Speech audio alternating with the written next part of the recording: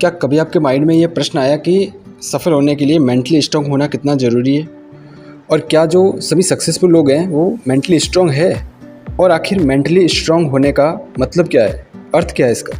देखो, इसको समझने के लिए आपको सबसे पहले तो ये जानना होगा कि आपका मस्तिष्क है ना, आपका कंट्रोलर है। उसके पास में आपको कंट्रोल करने की सारी शक्तियाँ हैं। अब आप अपनी लाइफ में वही करोगे जो आपका माइंड चाहेगा, वो आपसे करवाएगा। अब जो मेंटली स्ट्रांग होते हैं ना, वो लोग प्रेशर को झेल लेते हैं अपनी लाइफ में, परेशानियों को सॉल्व कर देते हैं, कठिनाइयों को पार कर जाते हैं। उनमें असफलता, तनाव आदि को झेलने की ताकत होती है।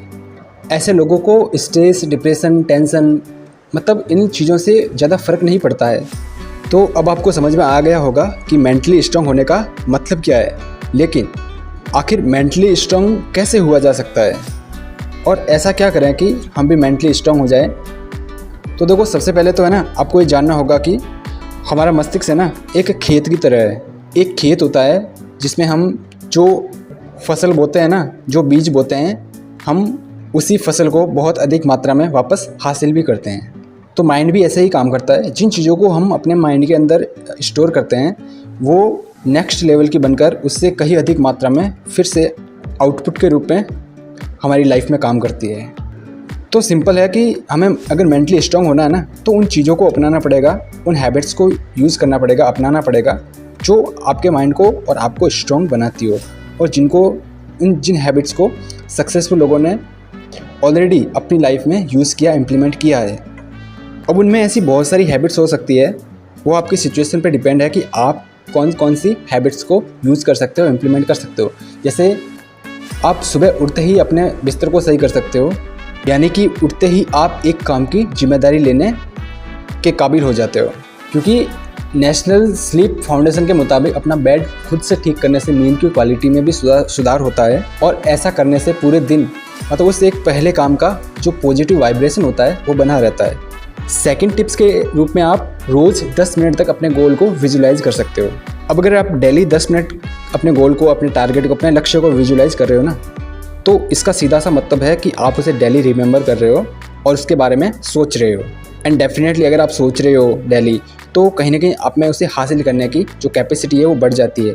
अब अगर आपने जैसे गोल सेट कर दिया और कुछ परिस्थितियाँ, कुछ कठिनाइयाँ आपके बीच में आती है, आपके रास्ते में अवरुद्ध डालती है, लेकिन आप पार कर जाते हो अपने गोल को ध्यान में रखते हुए, तो यहाँ पर भी है ना आपका माइंड है वो स्ट्रांग होगा, यानी आप मेंटली स्ट्रांग बनोगे। तो इसका सीधा संबंध है आपके माइंड से।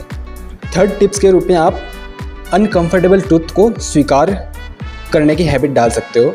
अनकंफर्टेबल ट्रूथ यानी कि कड़वा सच, क्योंकि इस जीवन के रास्ते में ना बहुत सारे ऐसे मोड़ आएंगे जहाँ पर हमें लगता है कि यार यहाँ से है ना रिटर्न लौट जाना चाहिए, यानी टर्न ले लेना चाहिए, यानी यू टर्न मार लेना चाहिए, but it's not a good thing.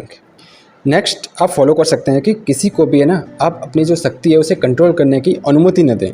ज़िंदगी में हम बहुत बार है ना किसी अनजाने में ही सही, लेकिन दूसरे को ज़्यादा ही अहमियत दे देते हैं, और इसका नतीजा ये होता है कि वो लोग है ना आपकी लाइफ को कंट्रोल करने लगते हैं। जबकि मेंटली स्ट्रांग लोग है ना अपनी ज़िंदगी की बागडोर अपने हाथ में रखते हैं, अपनी ज़िंदगी के सारे फैसले वो खुद लेते हैं। वो क्या चाहते हैं इसका फैसला भी, और वो कैसे उसे हासिल करेंगे इसका भी। नेक्स्ट, जीवन में आए बदलावों को स्वीकार करें।